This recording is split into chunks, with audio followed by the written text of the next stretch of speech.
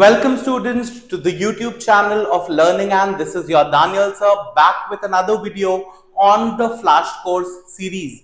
Now this video is particularly very important because we are dealing with the cream of the botany syllabus, which is genetics. We are entering into the unit of genetics, and today we'll be dealing with a chapter called Principles of Inheritance and Variation, जो genetics का first chapter है. But in this chapter I am not going to teach you the basics.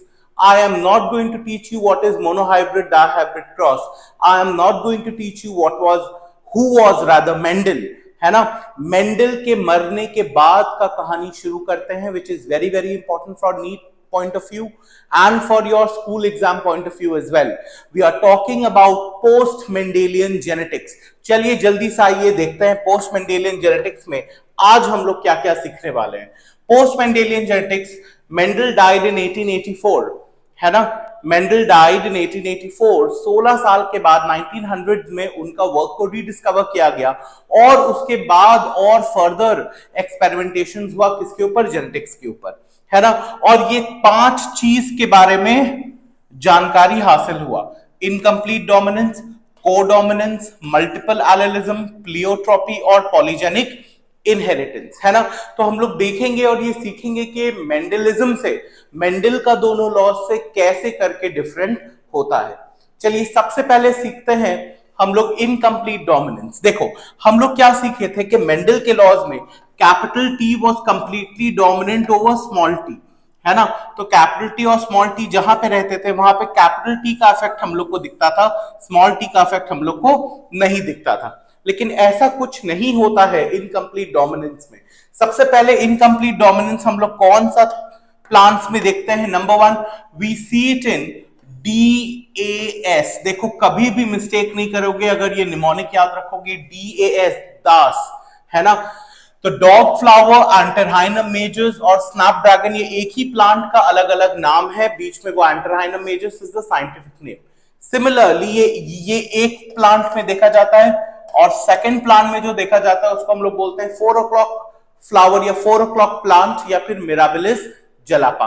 तो यहां पे होता क्या है, यहां पे रेड कलर के फ्लावर्स रहते हैं और व्हाइट कलर के फ्लावर्स रहते हैं, है ना.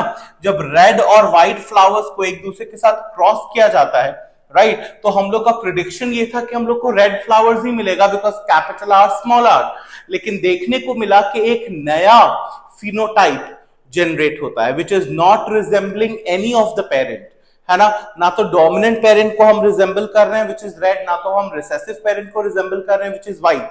I am creating my new character, my new phenotype, जिसको हम लोग बोल दिया पिंक, क्योंकि वो पिंक कलर का दिखता था.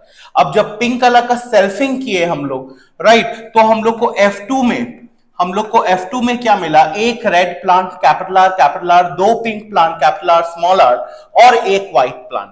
तो अगर यहां से हम फिनोटाइपिक रेशियो निकालें तो हम लोग का फिनोटाइपिक रेशियो क्या होगा? 1:2:1. हाँ कि ना? The phenotypic ratio will be 1:2:1 और जीनोटाइपिक रेशियो भी 1:2:1 होगा. तो अगर एक ऐसा क्वेश्चन आ जाए कि एक ऐसा केस बताओ where genotypic and phenotypic ratio both are 1:2:1, your answer is going to be incomplete dominance which is seen in dog flower या फिर 4 o'clock flower. Clear? So this is incomplete dominance where capital R gene is incompletely dominant over the small r gene. Next एक और topic पे आते हैं जिसको बोलते हैं कोडोमिनेंस. अब कोडोमिनेंस में क्या होता है ना, जो दोनों जीन का एक पर्टिकुलर जीन का जो 2 टाइप का एलील्स होता है, जिसको एक को हम लोग कैपिटल से लिखते थे, एक को हम लोग स्मॉल से लिखते थे, यहां पे दोनों में से कोई एक दूसरे के ऊपर डोमिनेंट नहीं है, दोनों ही अपना अपना डोमिनेंस एक्सर्ट कर रहा है. कोई एक पर्टिकुलर डोमिनेंट और एक रिसेसिव कैरेक्टर है ही नहीं. ये हम लोग देखते हैं particularly we see it in the coat colour of short horn cattle. गाय में देखा जाता है कि अगर एक ब्राउन कलर का गाय है और एक व्हाइट कलर का गाय है तो दोनों का बच्चा कभी कभी ऐसा होता है कि व्हाइट में ब्राउन पैचेस हो या ब्राउन में व्हाइट पैचेस हो. इसका मतलब ब्राउन कलर का पिगमेंट भी सिंथेसाइज हो रहा है और व्हाइट कलर का पिगमेंट भी सिंथेसाइज हो रहा है, right. Now how is it different from incomplete dominance? Incomplete dominance में एक नया फिनोटाइप उभर के आ रहा था which was neither resembling the dominant nor recessive. वो ना तो डोमिनेंट की तरह दिख रहा था ना रिसेसिव की तरह दिख रहा था। लेकिन यहाँ पे क्या है, यहाँ पे जो ये रोन कलर का जो कैटल होता है ना, which is brown with white patches और white with brown patches, it is resembling both the parents.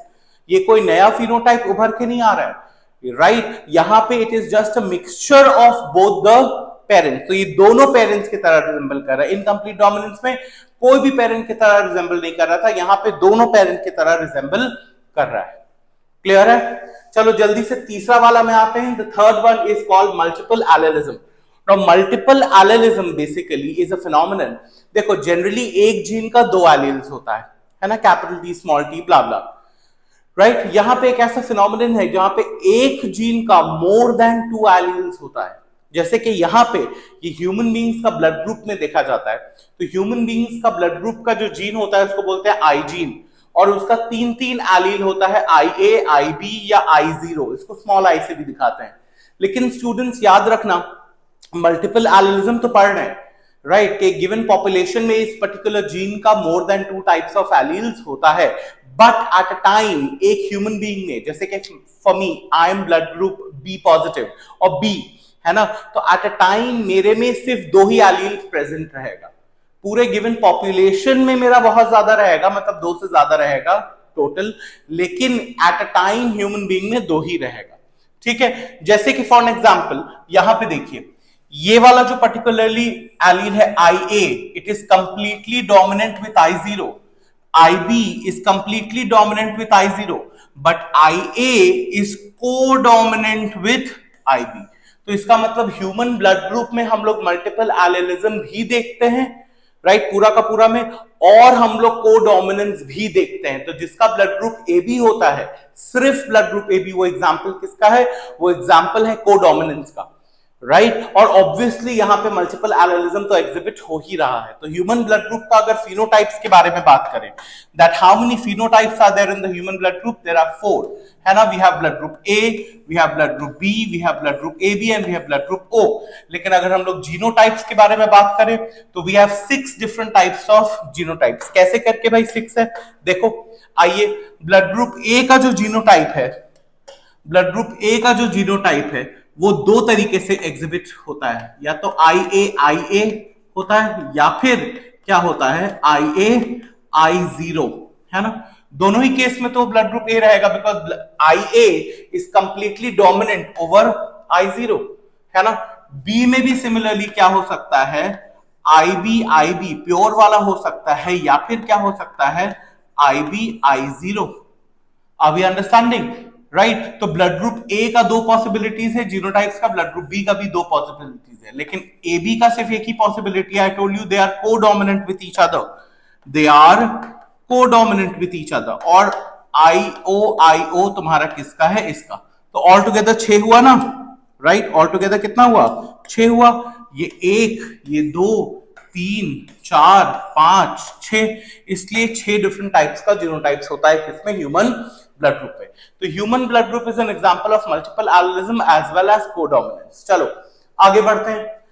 Next we come to number 4 which is polygenic inheritance. Polygenic inheritance का मतलब क्या हुआ? जनरली क्या था रूल, कि एक जीन एक कैरेक्टर को डिफाइन करता है, ठीक है।